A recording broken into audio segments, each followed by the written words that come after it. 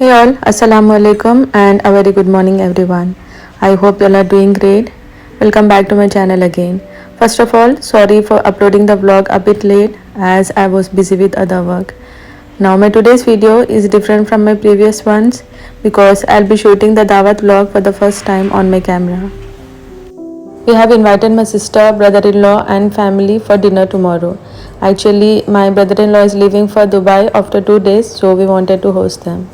So in this vlog, I'll be sharing with you all some amazing Hyderabadi recipes. Also, I did some arrangements around the home. So stay tuned till the end so that you can get some amazing tips on how to host a perfect Dawat. Actually, before hosting any dinner or Dawat, I like to do some preparations a day before itself so that it gets easy for me the next day. So for dessert, I'll be preparing Apricot Delight. For that, I have soaked 300 grams of apricot in the night itself. Here, I am deseeding all the apricots and putting them in a saucepan. I then added the same water into the saucepan in which I soaked the apricots. I'll now put the apricots on a stove and switch on the flame. I will then add 4 to 5 tablespoons of sugar. Now the apricots are itself sweet, so be careful while adding the sugar. I will now cook the apricots on low to medium flame until they are done perfectly. Now keep stirring in between so that the apricot doesn't stick to the bottom.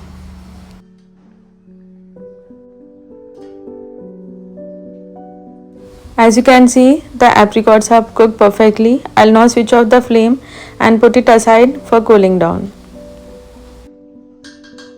When the apricots reach room temperature, I'll then transfer it to a mixer grinder and make a smooth paste out of it.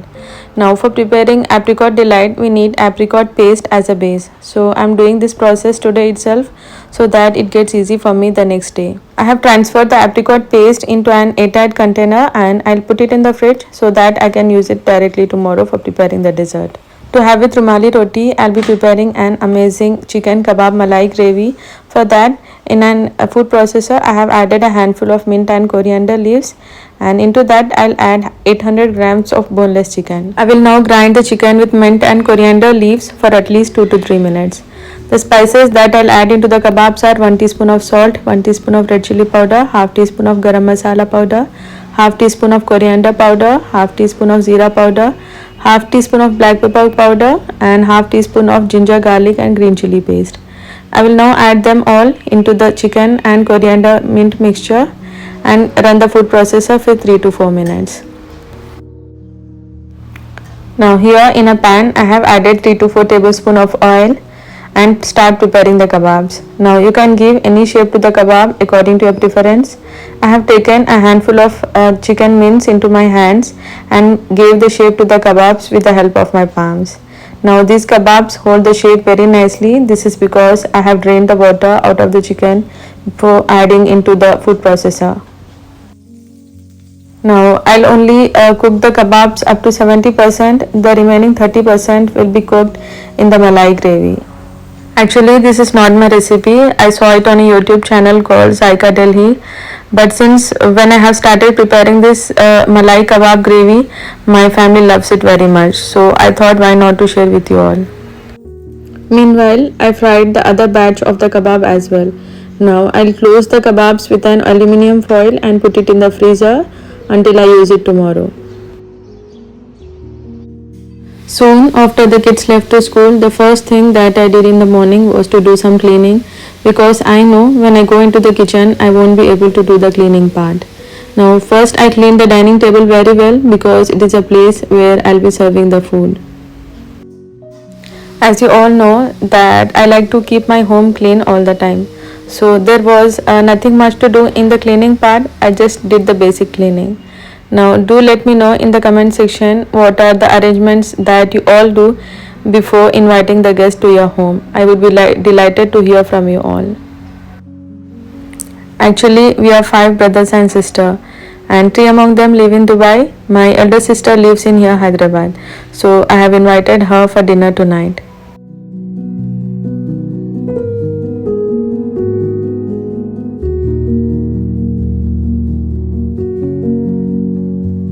Soon after finishing the cleaning part, I then came into the kitchen to prepare the Apricot Delight. Here, I have kept 1 liter of milk to boil. In another bowl, I have added half cup of milk, and into that I have added 3 to 4 tablespoons of vanilla custard powder. I'll mix the milk with the custard powder very well and then keep it aside. Now make sure that you don't make the custard very thick because it will not soak the bread nicely. When the milk reaches to the boiling point, I will then add 1 cup of sugar and cook it for another 2 to 3 minutes.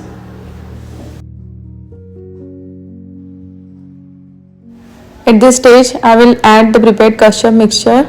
After adding the custard, I will cook the milk for another 2 to 3 minutes, then switch off the flame.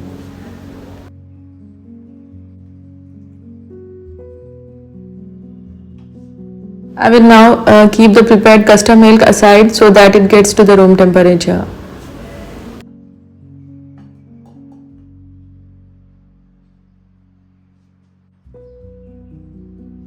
In another bowl, I have added 200 grams of thick cream, and in that I have added 150 grams of milk maid. I have also added half teaspoon of vanilla essence. I'll mix everything together and keep it aside.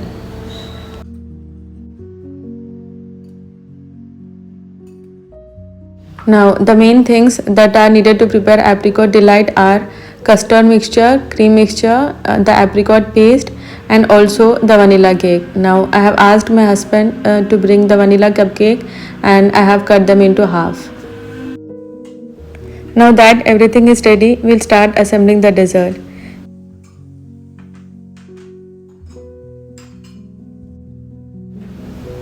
In a bowl, as a first layer, I'll first place the prepared apricot mixture, and onto that I'll place the vanilla cake. Again, I'll apply the apricot mixture, and onto that I'll pour the prepared custard mixture, following by the cream mixture. For the second layer, we have to repeat the same procedure.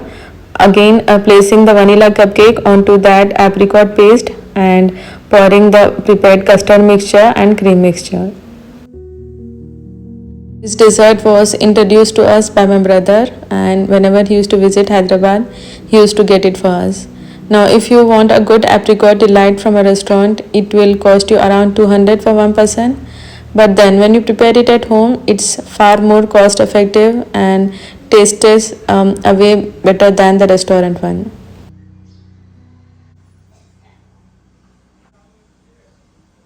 At last, I sprinkled some pistachio flakes on the top. I'll cover it with a foil and keep it in the fridge until I serve it in the dinner. Coming to the chicken kebab malai gravy, in a pan I have added 4 to 5 tablespoons of oil, and into that I have added 2 sliced onions. I'll saute the onions for 2 minutes and then add a handful of cashew nuts and 2 to 3 green chilies. I'll cook until the onions start turning brown. As you can see, the onions have started turning brown in color. At this stage, I'll switch off the flame and keep it aside so that it reaches the room temperature. Meanwhile, I have also fried the onions that I'll be using in the biryani.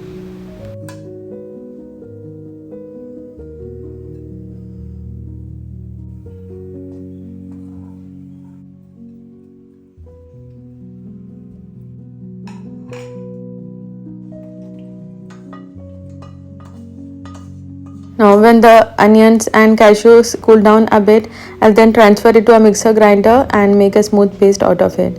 In the same pan, I have added 5 to 6 tablespoons of oil and 1 inch of butter cube. I will now add 1 tablespoon of freshly ground ginger garlic paste and saute until the raw smell of the ginger garlic paste disappears. At this stage, I'll add the prepared onion cashew nut paste and mix it well.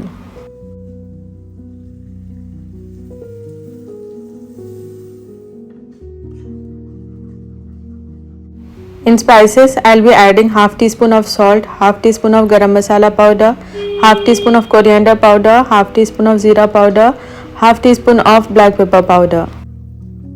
Mix everything very well and close the lid and cook on low to medium flame until the oil appears on the top. Now for mutton biryani, here I have taken 1 kg of mutton and I have transferred it into a pressure cooker. Into that I have added ginger garlic paste, half teaspoon of salt, half teaspoon of red chili powder, 1/4 teaspoon of turmeric powder and some garam masala powder. I have also added some oil and one sliced onion. I'll mix everything very well and pressure cook it for up to 2 whistles. As you can see, the oil has started to appear on the top. At this stage, I have added half cup of whisked curd. I'll mix everything well and again close the lid and cook until the oil appears on top.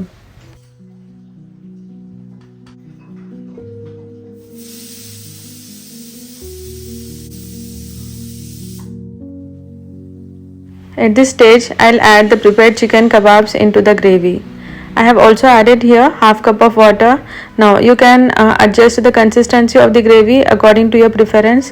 I have kept the gravy a bit runny because I'll be serving it with the rumali roti. Now I'll close the lid and cook for at least 10 to 15 minutes so that the chicken and gravy are infused with each other. Now meanwhile I also got ready.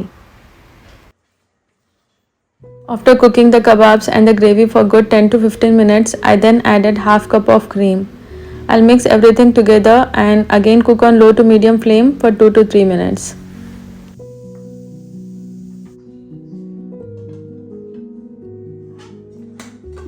After cooking the mutton for 2 whistles, I'll then transfer it into a pot in which I'll be giving the dum to the biryani.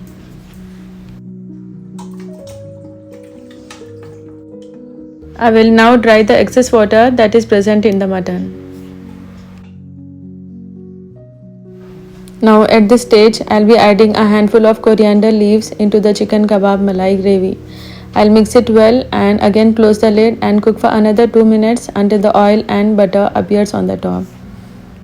Now the masalas that I'll add in the mutton are 1 teaspoon of salt, 1 teaspoon of red chili powder, 1/4 teaspoon of turmeric powder, half teaspoon of garam masala powder, half teaspoon of cardamom powder and half teaspoon of shazira. Now I'll add all these spices into the mutton along with 1 tablespoon of freshly ground ginger garlic paste and the crushed onions.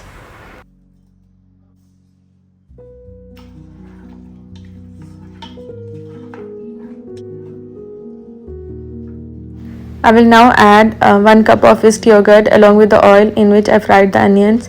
I'll mix everything very well. Actually, the authentic Hyderabadi biryani is prepared with the raw meat, but I feel sometimes the mutton might remain raw, so I prefer to cook the mutton for at least 2 whistles before preparing the actual biryani.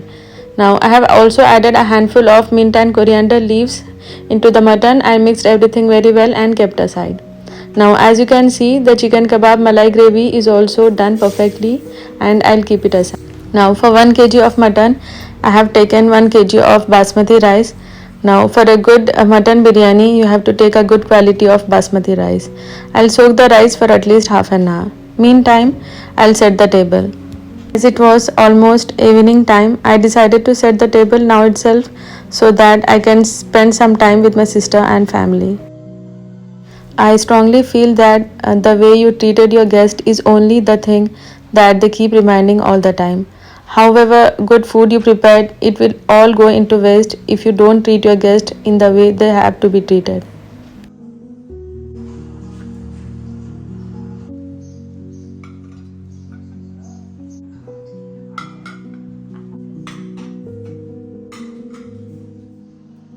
I have also prepared the raita. I prepare a very simple raita by adding onions, coriander, mint leaves, some salt, ginger garlic paste and green chilies.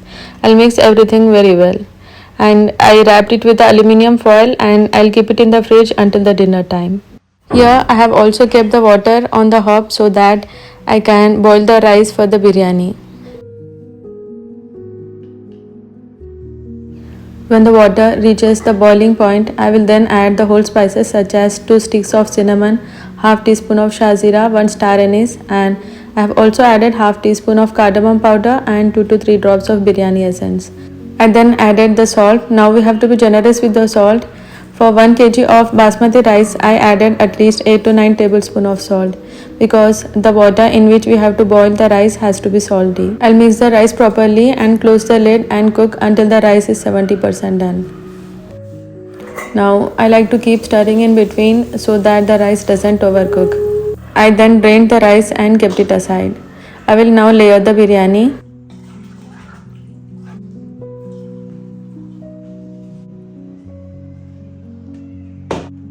After adding the rice, do not press it with the spoon but just gently spread all over the pot. I have also added half cup of water in which I boiled the rice along with the oil in which I fried the onions. I then added the fried onions and coriander leaves on the top. I will now give them to the biryani. I have also added 3 to 4 tablespoons of ghee. Now adding ghee is optional, you can also skip it. I will now give the dum to the biryani for at least 15 to 20 minutes. Meanwhile, my sister's family arrived and the girl in the yellow dress is youngest daughter of my sister. And it was time to serve the dinner, so I reheated everything.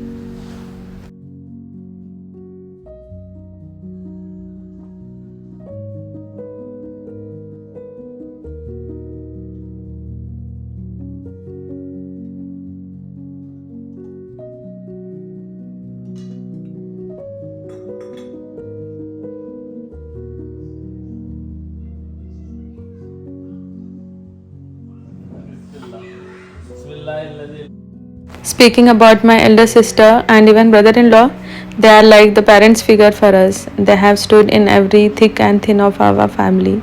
And being elder ones in the family comes with a lot of responsibilities, I guess. I then served the biryani and everyone liked the food very much. Everyone was so full that they wanted to take time to have the dessert. So I utilized the time and cleaned my kitchen. Now I'm not a person who likes to postpone the work for later or tomorrow. I like to clean the kitchen as soon as I finish work in it.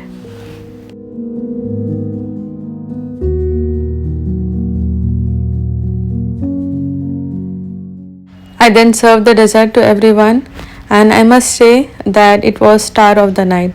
Please do try and do let me know in the comment section how it turned out. Soon after my sister's family left, my husband helped me with washing the dishes. So friends, this was it for today's vlog. I'll meet you all in my next vlog. Until then, take care. Allah Hafiz.